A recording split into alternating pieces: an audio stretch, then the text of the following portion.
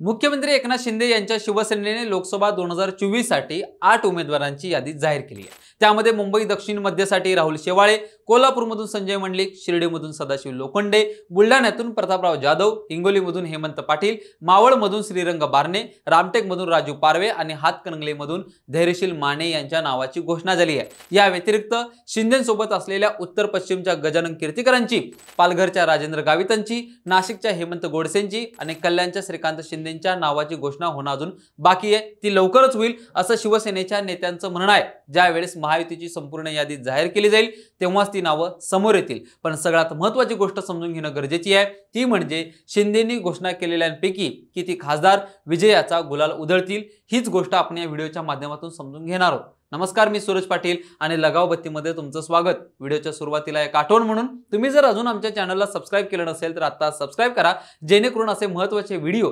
सगळ्यात आधी तुमच्यापर्यंत पोहोचतील। आपल्या यादीतला पहिला मतदारसंघ आहे दक्षिण मध्य मुंबई। इथे सध्याचे खासदार आहेत राहुल शेवाळे, तर विरोधातून म्हणजेच ठाकरेंच्या शिवसेनेकडून अनिल देसाई यांचं नाव फायनल झाले। अनिल देसाई यांच्या नावाची घोषणा केल्यानंतर काँग्रेसकडूनही नाराजी व्यक्त केली जाते। राहुल शेवाळेंनी जेव्हा ठाकरे गटाला सोडलं तेव्हाच ठाकरेंनी या मतदारसंघातून अनिल देसाईंच्या नावाची घोषणा केली होती। जेव्हा जागा वाटपाच्या बैठका सुरू झाल्या तेव्हा या जागेवर काँग्रेसनेही दावा करायला सुरुवात केली। हा मतदारसंघ जरी शिवसेनेचा बालेकिल्ला असला किंवा तसं आपण मानलं तरी काँग्रेसचाही मोठा मतदार वर्ग इथे आहे। काँग्रेस नेत्या वर्षा गायकवाड यांचे वडील एकनाथ गायकवाड हे 2009 मध्ये शिवसेनेच्या सुरेश गंभीर यांचा पराभव करून विजयी झाले होते। या जागेवर जसा काँग्रेसचा दावा आहे तसाच तो महायुतीमध्ये भाजपकडूनही केला जात होता। अखेर महाविकास आघाडीकडून अनिल देसाई यांना आणि महायुतीकडून राहुल शेवाळे यांना तिकीट फायनल झाले। पण त्यांच्यासोबत असलेले काँग्रेस आणि भाजप या उमेदवारांना कसा पाठिंबा देतात हे पाहणं खूप महत्त्वाचं आहे। साध्या भाषेत सांगायचं म्हणजे इथे राहुल शेवाळेंचं पारडं जड आहे। दुसरा मतदारसंघ आहे कोल्हापूरचा। कोल्हापूर लोकसभेच्या मैदानात शिवसेना शिंदे गटाकडून संजय मंडलिकांचं नाव फायनल झाले, तर त्यांच्या विरोधात काँग्रेसच्या तिकिटावरती शाहू महाराज निवडणूक लढणार आहेत। वर पाहायचं म्हणजे कोल्हापुरातील धनंजय महाडिक, समरजित सिंह घाटगे, अमल महाडिक, महादेवराव महाडिक, हसन मुश्रीफ असे नेते संजय मंडलिकांच्या बाजूने आहेत, तर सतेज पाटील, संभाजीराजे छत्रपती आणि राजू शेट्टी असे नेते पाठीशी छत्रपती शाहू यांच्या असणार आहेत। बाकी दोघांचे कार्यकर्ते आणि उभारलेल्या संघटना त्यांना पाठिंबा देतील तो भाग वेगळा, पण सत्तेविरोधी लाट, संजय मंडलिकांविरुद्ध नाराजी आणि समोर शाहू महाराजांसारखा तगडा उमेदवार, यामुळे संजय मंडलिकांना ही निवडणूक जड जाणार हे नक्की आहे। तिसरा मतदारसंघ आहे हातकणंगले लोकसभेचा। इथं लढाई आधीपासूनच पक्की आहे। धैर्यशील माने विरुद्ध राजू शेट्टी।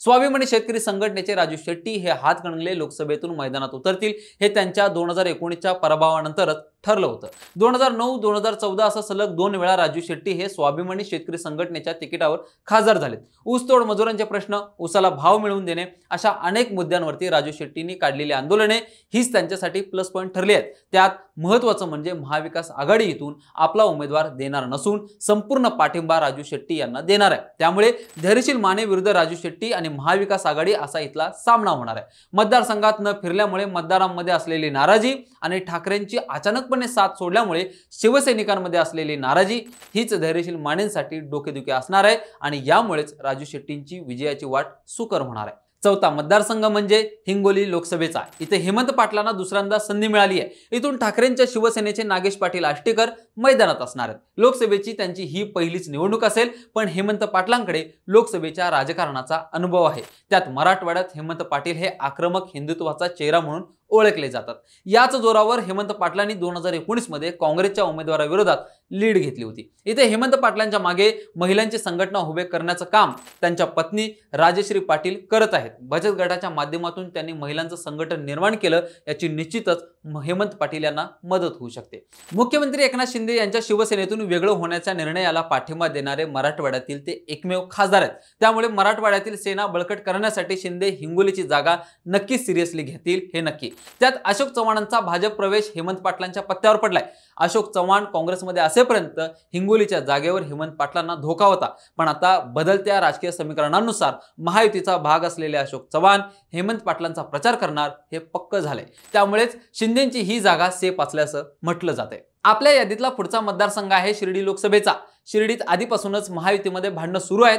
शिर्डीमध्ये शिंदेच्या शिवसेनेकडून जरी पुन्हा सदाशिव लोखंडेंना संधी दिली असली तरी त्यांच्या उमेदवारीला भाजपचे नेते राधाकृष्ण विखे पाटील यांचा विरोध आहे. ही जागा आपल्याकडे असावी असं भाजपचे स्थानिक नेते म्हणत होते. त्यामुळे मोठे वादही झाले. पण स्थानिक नेत्यांच्या मागणीकडे दुर्लक्ष करून भाजपने ही जागा शिंदेसाठी सोडली, कारण तिथले सध्याचे खासदार एकनाथ शिंदे यांच्या शिवसेनेत आहेत. आता नाराज भाजपचा गट सदाशिव लोखंडेंना मदत करणार की नाही हा मोठा सवाल आहे. तर विरोधात असलेल्या भाऊसाहेब वागचोरे यांनाही काँग्रेसने विरोध केला होता, पण तो विरोध लवकरच मावळला. साध्या भाषेत सांगायचं म्हणजे सेना विरुद्ध भाजप यांच्या वादाचा फायदा भाऊसाहेब वागचोरेंना होताना दिसतोय. महत्वाचं काय, या मतदारसंघात काटेकी टक्कर होणार आहे हे नक्की आहे. 6वा मतदारसंघ आहे बुलढाण्याचा. सध्या तरी हा मतदारसंघ ना ठाकरेंचा ना शिंदेचा अशी परिस्थिती आहे, कारण स्वाभिमानी शेतकरी संघटनेच्या रविकांत तुपकरांनी या मतदारसंघात चांगलाच डाव खेळलाय. लोकसभेच्या आधीच अनेक आंदोलनाच्या माध्यमातून तुपकर मतदारांपर्यंत पोहोचलेत. इथल्या कापूस सोयाबीन पिकाला मिळत नसलेला भाव हा एकमेव मुद्दा घेऊन तुपकरांनी बुलढाणा जिल्हा पिंजून काढलाय. त्यात ठाकरेंकडून मैदानात असलेल्या नरेंद्र खेडेकरांचंही चॅलेंज एकदम तोकडा आहे. त्यामुळेच ही निवडणूक प्रतापराव जाधव विरुद्ध रविकांत तुपकर अशीच होऊ शकते, कारण शिंदेकडून सलग 3 टर्म खासदार राहिलेल्या प्रतापराव जाधव यांना चौथ्यांदा संधी मिळाली आहे. त्यामुळे शिंदेचा उमेदवार की रविकांत तुपकर हे पाहणं महत्त्वाचं असणार आहे. 7वा मतदारसंघ येतो मावळचा. 2014 आणि 2019 मध्ये खासदार झालेल्या श्रीरंग बारणे यांना शिंदेनी पुन्हा संधी दिली आहे. 2024च्या लोकसभेच्या मैदानात श्रीरंग बारणे विरुद्ध ठाकरेंचे संजोग वागेरे अशी लढत होणार आहे. इथं बारणेंना असलेला अजित पवारांचा पाठिंबा हीच त्यांच्या विजयाची चावी असणार आहे. मावळ भागात राष्ट्रवादीने उभी केलेली ताकद अजित पवारांच्या बाजूने आहे. त्याचाच फायदा बारणेंना होऊ शकतो. त्यात भाजपकडून मिळणारी ताकदही मोठी असणार आहे. इथं टेन्शन ठाकरेंचं असणार आहे, कारण ठाकरेंच्या संजोग वाघेरेंचं संघटन शहरी भाग सोडला तर ग्रामीण भागात कमी आहे. परिणामी श्रीरंग बारणेंचं पारडं इथं जड आहे. शेवटचा मतदारसंघ म्हणजे रामटेकचा. तसं पाहिलं तर इथं लढाई काँग्रेस विरुद्ध काँग्रेस अशीच म्हणावी लागेल, कारण निवडणुकीच्या अर्ज भरण्याच्या 2 दिवस आधी काँग्रेसचे राजू पारवेंनी शिवसेनेच्या शिंदे गटात प्रवेश केला. पारवे हे उमरेडचे आमदार होते. उमरेडसह उर्वरित जिल्ह्यात राजू पारवेंचा दांडगा संपर्क आहे. बदलत्या राजकीय परिस्थितीत ही जागा जिंकण्यासाठी काँग्रेसच्या मतदारांची गरज भासणार असल्याचा सूर महायुतीमध्ये निघाला आणि राजू पारवेंना आपल्याकडे घेण्याचं ठरलं. इथे सध्याचे खासदार कृपाल तुमाणे यांच्या तिकिटाला भाजपकडून विरोध झाला. परिणामी त्यांचा पत्ता कट करून शिंदेनी राजू पारवेंना तिकीट दिलं. इथे विरोधात असलेल्या रश्मी बर्वे यांचं निवडणुकीचा अर्ज भरल्यानंतर जात वैधता प्रमाणपत्र रद्द केले. तो मुद्दा सध्या उच्च न्यायालयात गेलाय. जर अचानक रश्मी बर्वेंच्या विरोधात न्यायालयाचा निकाल आला तर रश्मी बर्वेंचे पती श्याम बर्वे मैदानात असतील. जर रश्मी बर्वेंना न्यायालयाकडून दिलासा मिळाला तर मात्र ही निवडणूक काँग्रेससाठी सोपी असणार आहे असं म्हटलं जात आहे. बाकी शिंदेनी जाहीर केलेल्या 8 लोकसभा मतदारसंघामध्ये काय गणित असू शकतं, कोणता उमेदवार गुलाल उधळेल हे आम्हाला कमेंट करून नक्की कळवा. आणि अशाच व्हिडिओसाठी आमच्या लगाव बत्ती या चॅनलला आता सबस्क्राईब करा. व्हिडिओ शेवटपर्यंत पाहिल्याबद्दल धन्यवाद.